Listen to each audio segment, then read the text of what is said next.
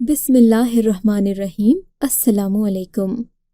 हमारे कुछ रिश्तेदार सऊदी अरब में काम करते थे।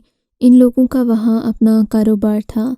मुझे जब भी मौका मिलता मैं इनसे यही कहता कि खुदा के लिए मेरी अम्मा बीमार हैं, बेवा हैं, आप लोग मुझे भी अपने साथ सऊदी अरब काम करने के लिए बुला लें ताकि मैं अपनी माँ का सहारा बन सकूँ।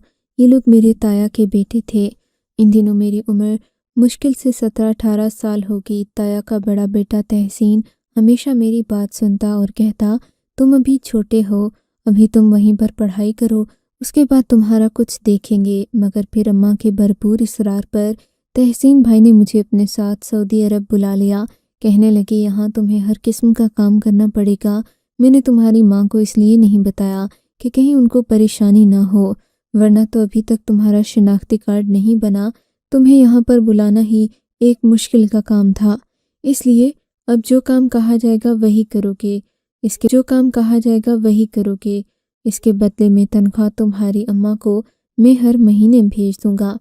मैंने कहा, जी बेहतर। फिर कुछ सोचकर बोले, मैं तुम्हें एक आदमी के घर भेजूंगा, उसकी 4 बीवियां हैं, बल्कि 5 हैं। वो कुछ मज़ीद सोचकर बोले थे, उन 5 बीवियों के काम के लिए उसे एक छोटे लड़के की ज़रूरत है जो बालिग ना हो।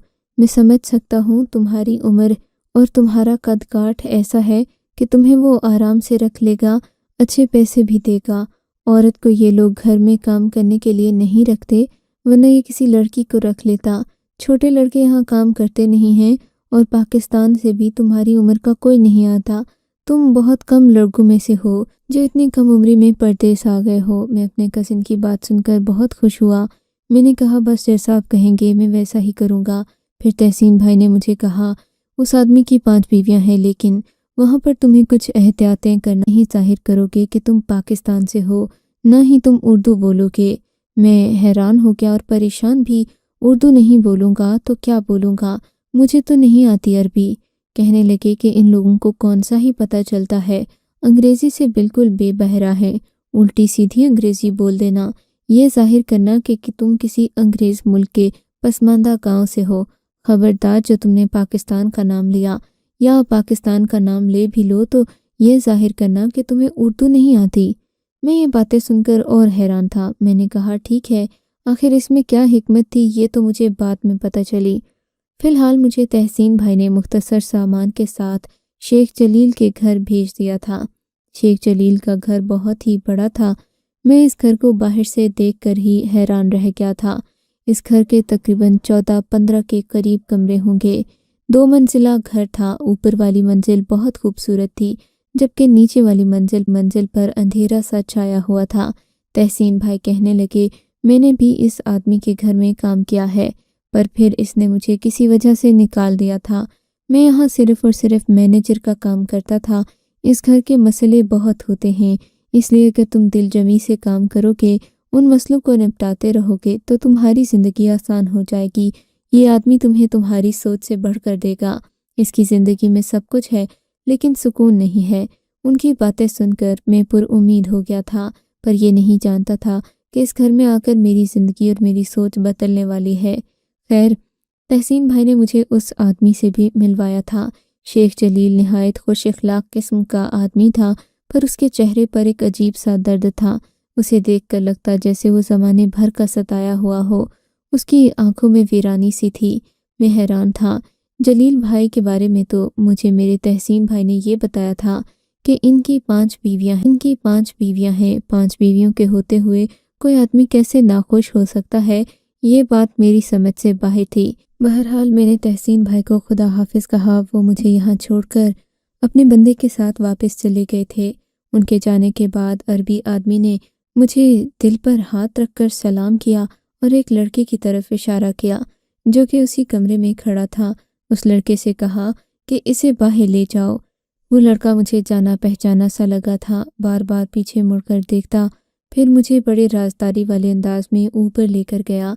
सीढ़ियाँ चढ़कर ऊपर आते ही सरगोशी वाले अंदाज में बोला, मुझे पता है कि तुम पाकिस्तानी हो, मैं बांग्लादेशी हूँ, लेकिन खुदा के लिए यहाँ पर इस बात का प्रचार मत करना कि तुम्हें हिंदी या उर्दू समझ आती है। इसकी भी एक ख़ास वजह है जो तुम्हें बाद में मालूम हो जाएगी। میں حیران تھا کہ ہر کوئی مجھے یہی بات کیوں کہہ رہا ہے۔ کیا شیخ کو کسی کے پاکستانی ہونے سے مسئلہ تھا؟ اگر تھا تو تحسین بھائی کے ساتھ تو وہ اس طرح پیش آیا تھا جیسے کہ وہ ان کے دوست ہوں۔ خیر، مجھے اس لڑکے جس کا نام پٹیل تھا مجھے سارا کام سمجھا دیا۔ اس نے کہا تھا کہ اس آدمی کی 5 بیویاں ہیں، ان کو کبھی نہ کوئی کام پڑ جاتا ہے، اسی لیے ان کو باہر جانے کی ضرورت ہوتی ہے یا پھر گھر بیٹھ کر ہی وہ کوئی چیز منگواتی ہیں۔ تم نے فوراً ہی ان کو وہی سب کچھ لا کر دینا ہے جو وہ مانگیں گی، اور ہاں، کسی سے کوئی بات پوچھنے کی ضرورت نہیں ہے۔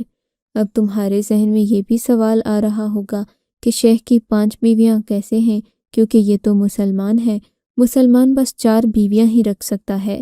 میں نے ہاں میں سر ہلا دیا۔ بات یہ ہے کہ جو نیچے والے پورشن میں سب سے کم عمر لڑکی رہتی ہے اس کو شیخ نے طلاق دے دی ہے۔ وہ ان کی بیوی تو ہے لیکن طلاق یافتہ ہے۔ شیخ اس کے پاس نہیں جاتا، صرف اپنی 4 بیویوں کے ساتھ رہتا ہے، اور بہتر یہی ہوگا تم اپنے کام سے کام رکھو، آج کے بعد یہ بات کسی سے مت پوچھنا۔ میں اس کی باتوں پر عمل کرتے ہوئے وہاں سے نکل آیا تھا۔ اب سوال تو یہ تھا کہ میں سارا دن بس ان کی بیویوں کے حکم کا انتظار کرتا رہوں، بدلے میں مجھے تنخواہ کتنا ملنا تھی؟ یہ ساری باتیں میرے ذہن میں گردش کر رہی تھیں۔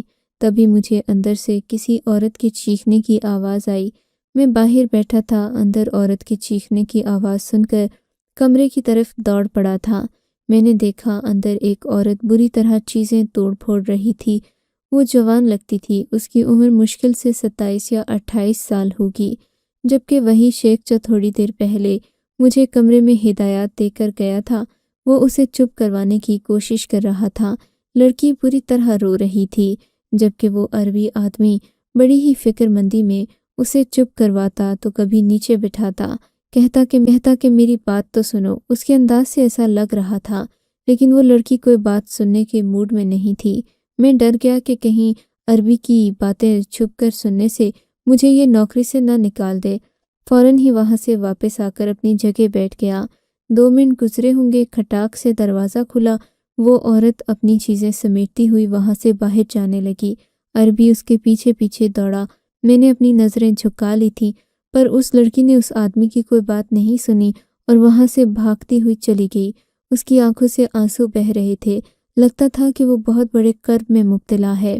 وہ عربی جو کہ اسے پہلے روکنے کی کوشش کر رہا تھا، اس کے جانے کے بعد پھوٹ پھوٹ کر رونے لگا اور کہنے لگا، یا اللہ معافی۔ مجھے اس کی باتوں سے اتنا سمجھ آ گیا تھا کہ وہ بہت شرمندہ ہے اپنی کسی حرکت سے اور اسے دہرانا بھی نہیں چاہتا، مگر لاشعوری طور پر وہ ایسا ہی کرتا ہوگا، تبھی تو اپنی بیوی سے معافی مانگ رہا تھا۔ حال میں چپ رہا تھا۔ میں اپنے نئے حکم کا منتظر تھا کہ وہ میرے پاس آیا اور مجھ سے کچھ عجیب و غریب سے انداز میں باتیں کرنے لگا۔ میں اس کی بات سمجھ نہیں پایا۔ تبھی اس نے ایک لڑکے کو آواز دی۔ یہ وہی لڑکا تھا جس نے مجھے اس عربی کے بارے میں مختصر معلومات دی تھیں۔ وہ پاس آ گیا۔ اس نے عربی سے کوئی بات کہی، عربی نے اسے کچھ سمجھایا، اور پھر اس لڑکے نے مجھے جو کچھ بتایا وہ تو میری زندگی بدلنے والا تھا۔ میں یہ سن کر حیران رہ گیا کہ وہ عربی مجھ سے یہ کہہ رہا تھا کہ تم میری ایک بیوی سے شادی کر لو۔ مجھے لگا جیسے یہ مجھے آزما رہا ہو تاکہ میں اس کا وفادار ہوں یا نہیں یہ ثابت ہو سکے۔ میں نے اس لڑکے سے کہا کہ میں شیخ کی بیویوں کی بہت عزت کرتا ہوں، ایسا سوچ بھی نہیں سکتا۔ اگر مجھ سے کوئی غلطی ہوئی ہے تو مجھے معاف کر دیں۔ میری بات سن کر شیخ سمجھ گیا کہ میں اس کی اس پیشکش سے خوفزدہ ہو گیا ہوں۔ کہنے لگا کہ تم ڈرو نہیں، میں تمہیں یہ سب کچھ آزمانے کے لیے نہیں کہہ رہا، بلکہ اپنی ایک بیوی سے تمہاری شادی کروانا چاہتا ہوں، مطلب نکاح کروانا چاہتا ہوں۔ وہ عربی بہت پریشان لگ رہا تھا۔ اس کی باتوں سے بھی محسوس ہوتا تھا جیسے وہ کسی گہری سوچ میں گم ہے۔ خیر، میں نے جا کر یہ بات اپنے تحسین بھائی کو بتا دی۔ تحسین بھائی بھی اسی گھر میں آ گئے تھے۔ عربی نے ان کو بھی بہت باتیں سمجھائی تھیں۔ تحسین بھائی مطمئن ہو گئے، کہنے لگے کہ تمہارے لیے یہ زندگی کا سب سے اچھا موقع ہوگا۔ تم شیخ کی اس چھوٹی بیوی سے شادی کر لو جس نے شیخ سے طلاق لے لی ہے یا پھر شیخ نے اس کو دے دی ہے۔ اس کے بعد وہ تمہیں بتائیں گے کہ آگے کیا کرنا ہے۔ میں تو اس گھر میں کٹ پتلی سا تھا۔ میں نے کہا، جیسا میرے مالک کا حکم ہوگا میں ویسا ہی کروں گا۔ यूं मेरे निकाह की तारीख मुकर्रर कर दी गई। तारीख क्या थी? परसों मेरा निकाह होना करार पाया था, जबकि वो लड़की पाकिस्तान, उसका नाम सबा था। ये मालूमात मुझ तक आ चुकी थीं। मैं ये नहीं समझ पाया था कि आखिर सबा के साथ शादी करने का मुझे क्यों कहा जा रहा है, जबकि ये शेख की वो बीवी है जिसको वो तलाक दे चुका है। मुझसे दोबारा शादी करवा के शायद वो अपनी बीवी के लिए इजाला करना चाहता होगा। बहरहाल परसों का दिन तो आना ही था। मेरी निकाह सबा के साथ पढ़ा दिया गया। सबा ने रोते रोते निकाह के लिए हाँ कही थी और निकाह होते ही मुझे और सबा को एक अलग कमरे में भेज दिया गया था। ये कमरा अच्छी तरह सजाया गया था। इसमें रेशम के बिस्तर थे और नरम गरम ऐसे बिस्तर जो मैंने कभी देखे ही नहीं थे। मखमली पर्दे, इन पर्दों को देखकर इस घर की इमारत का अंदाज़ा होता था। मैं चुपचाप बैठा वो पर्दे और ये कमरे ही देख रहा था कि सबा रोती हुई मेरे पास आई और बोली, अब तुम भी मुझे तलाक दे दोगे? ये बात मुझे मालूम है, क्योंकि मेरे नसीब में बस तलाक ही लिखी है। मैं उसको नहीं था, क्योंकि पहले ही जान चुका था कि वो एक पाकिस्तानी है। वो मुझसे मुख्तलिफ बातें करने लगी, मगर उसके चेहरे पर दर्द साफ लिखा था। तुम कौन हो? यहाँ कैसे आई हो? और क्या तुम जानती हो कि तुम्हारी शादी मेरे साथ क्यों करवाई गई है? मेरी ये बात सुनकर सबा मज़ीद रोने लगी। अच्छा रो नहीं, मैंने उसका हाथ थाम लिया। वैसे भी अब तो तुम्हारा मेरे साथ निकाह हो गया है। अगर तुम दुखी हो तो तुम मेरे साथ बहुत खुश रहोगी। मैं एक ख्याल रखने वाला अच्छा और माकूल इंसान हूँ। मेरी बात सुनकर वो फीकी सी मुस्कुराहट के साथ हंस दी और बोली, तुम्हारे साथ मेरा निकाह आर्जी है। तुम तो बड़े ही मासूम और सीधे सादे लड़के हो। तुम ये नहीं जानते कि तुम्हारा निकाह मुझसे करवाया क्यों गया है। तुम फिलहाल इस शादी की खुशी में खुश हो। तुम ये नहीं जानते कि मेरी क्या कहानी है। मेरी उम्र देखो, मुझ पर गुजरे दर्द देखो, तो तुम खुद ही जान जाओगे कि मैं जो कह रही हूँ बिल्कुल सही कहती हूँ। ये कहकर वो दोबारा रोने लगी। तुम मुझे अपनी पूरी बात बताओ, फिर मैं मसले का कोई न कोई हल निकालने की कोशिश ज़रूर करूँगा। तुम देख लेना, तुम्हें मैं मायूस नहीं रखूँगा। तुम अगर इतनी ही दुखी हो, उस दुख का कोई हल भी तो अल्लाह ने रखा होगा। ये तो है। वो यकदम खुश हो गई थी। चलो मैं तुम्हें अपनी कहानी सुनाती हूँ, फिर तुम समझ जाओगे कि शेख की हर बीवी उसके कमरे से आने के बाद रोती क्यों है और क्यों उसके साथ कोई भी औरत बस नहीं पाती। उसके साथ अब तक 30 औरतों की शादी हो चुकी है। क्या तुम ये सोच भी सकते हो 30 शादियों पर खर्चा कितना आता है और वो लड़कियां ढूंढने में वक्त कितना लगता है? ये कहकर वो हंसने लगी। हाँ, बहुत ज़्यादा वक्त लगा है इसे, और अब इबरत आई है। अब ये सबक सीख गया है कि इसे क्या करना है। इसीलिए तो इसने तुम्हारी शादी मुझसे कर मत भिजवाओ, मुझे पूरी बात बताओ। मैंने बेजारी से कहा। मेरी उम्र उन दिनों सिर्फ और सिर्फ 13 साल थी, जब मैं अपने स्कूल की सबसे होनहार तलबा हुआ करती थी। मेरे लिए ज़िंदगी बहुत खूबसूरत थी, पर मैं ये नहीं जानती थी ज़िंदगी का ये हसीन ख्वाब बहुत जल्द ही ख़त्म होने वाला है। इन दिनों हमारे स्कूल में फंक्शन हो रहे थे। मुझ जैसी एक आम गरीब मजदूर की बेटी को हिस्सा लेने का मौका मिला तो मैंने अपनी भरपूर कारकर्दगी दिखाई और लोगों को मुतासिर कर दिया। मैं बहुत खुश शक्ल थी। हम लोग एक बड़ी तकरीब में गए थे जहाँ मैंने डांस स्किट पेश किया। उस डांस स्किट ने मुझे बहुत मकबूल बना दिया था। काफ़ी सारे लोग मुझे जानने और पहचानने लगे थे। मैं बेपनाह हसीन थी कि जो भी देखता बस देखता ही रह जाता। स्कूल प्रिंसिपल ने भी जब मेरा ये स्किट देखा तो इन्होंने मुझे अपने स्कूल के सबसे टॉप बच्चों में रख लिया। अब जब भी कोई तस्वीर खिंचवाना होती मैं ही आगे जाती थी। मेरी तस्वीर स्कूल के मैगज़ीन पर छपती। करते करते मैं अखबारों में आने लगी थी, पर मैं ये नहीं जानती थी मेरी ये शोहरत एक दिन मेरी कातिल बन जाएगी। मैं अपने घर में थी जब एक दिन अब्बा के पास एक आदमी आया। उसके पास 2 औरतें भी थीं। कहने लगे कि हम आपकी बेटी का इंटरव्यू करने आए हैं, साथ ही एक पेशकश भी दे रहे हैं। अब्बा मेरे मजदूर और लालची आदमी थे। लालची नहीं कहो, ये कहो कि हालात के सताए हुए थे। जब अब्बा ने इन लोगों की इतनी बड़ी पेशकश सुनी, उनका मुंह भी खुले का खुला रह गया। दरअसल ये लोग अब्बा से कहने आए थे कि वो उनकी बेटी को सऊदी अरब लेकर जाएंगे, खूब पढ़ाई लिखाएंगे और साथ ही नौकरी भी करवाएंगे। تنخواہ ہر مہینے باقاعدگی سے ابا کو بھیجیں گے۔ ابا نے شاید ایسی بات پہلی دفعہ سنی تھی۔ بیٹھے بٹھائے انہیں کروڑوں روپے کا لالچ دیا گیا۔ ابا تو خوشی سے 7 عورتیں بھی تھیں، اس لیے ان لوگوں پر یقین کر لیا، پر ہم کیا جانتے تھے کہ یہ لوگ تو انسانوں کے روپ میں بھیڑیے ہیں۔ مجھے نہیں معلوم کہ ان لوگوں نے باقی کی کارروائی کیسے مکمل کی، لیکن مختصر سے کاغذات بنانے کے بعد مجھے ہوائی جہاز میں بٹھا دیا گیا، اور پھر میری قسمت نے اسی دن پلٹا کھایا۔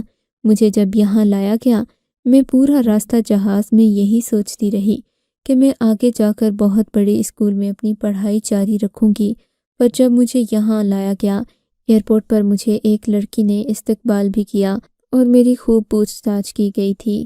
وہ لڑکی مجھے ایک بہت خوبصورت بڑے سفید رنگ کے ہوٹل میں لے گئی۔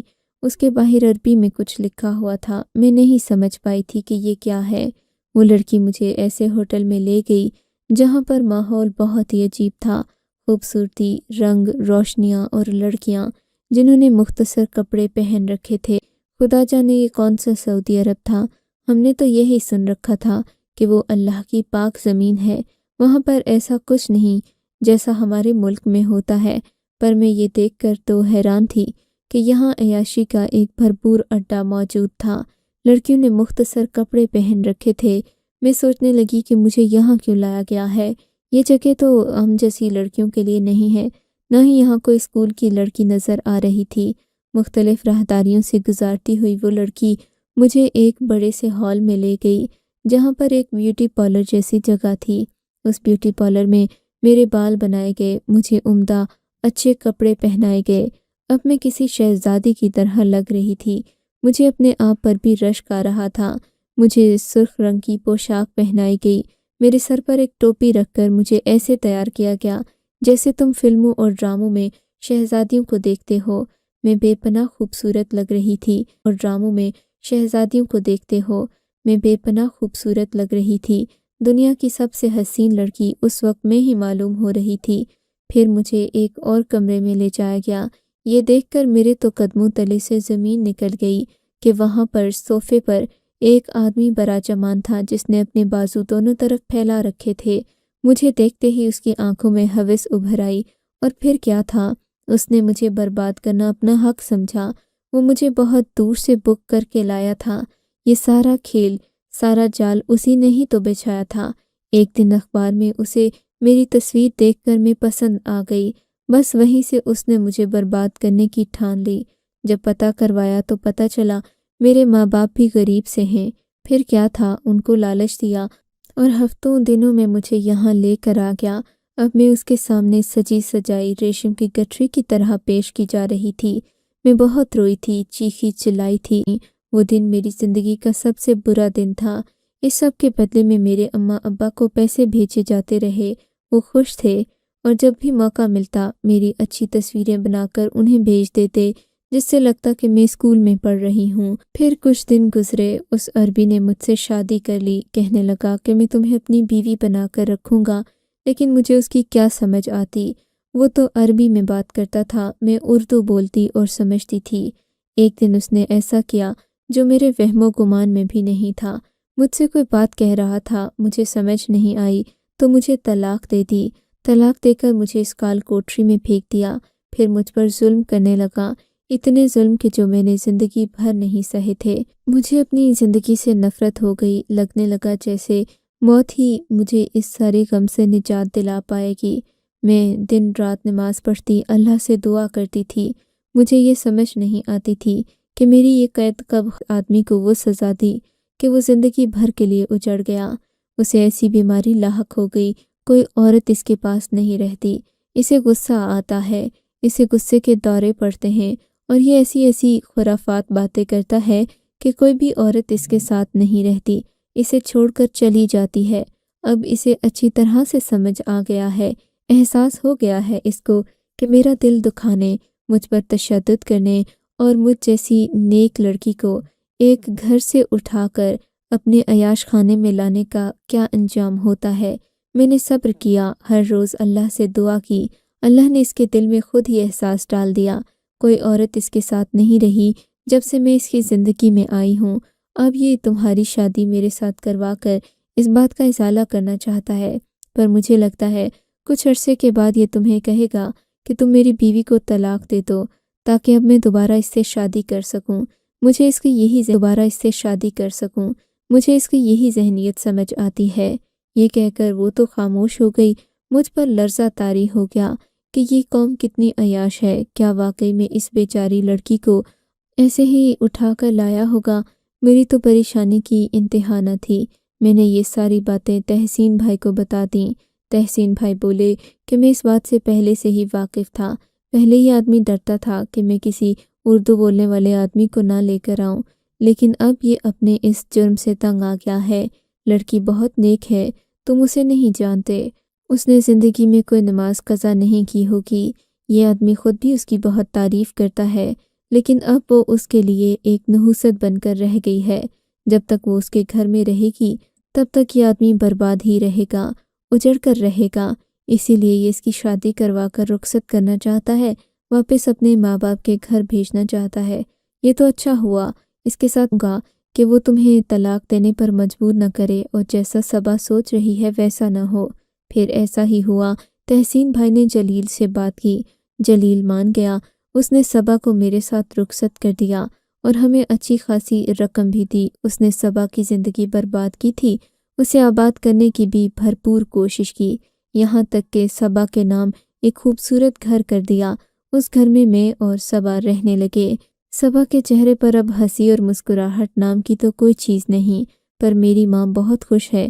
ماں کو میں نے صبا کی کہانی نہیں بتائی، بس یہ بتایا ہے کہ وہ بہت نیک لڑکی ہے، اور اس میں کوئی شک نہیں کہ صبا جیسی نیک لڑکیاں آج کل زمانے میں ڈھونڈنے سے نہیں ملتی۔ آپ کو اگر یہ کہانی اچھی لگی ہے تو اس ویڈیو کو لائک کیجیے، اور اس طرح کی مزید کہانیاں سننے کے لیے ہمارے چینل کو ضرور سبسکرائب کیجیے۔ کہانی سننے کا شکریہ۔ آپ سے ملاقات ہوگی اگلی ویڈیو میں، تب تک کے لیے اللہ حافظ۔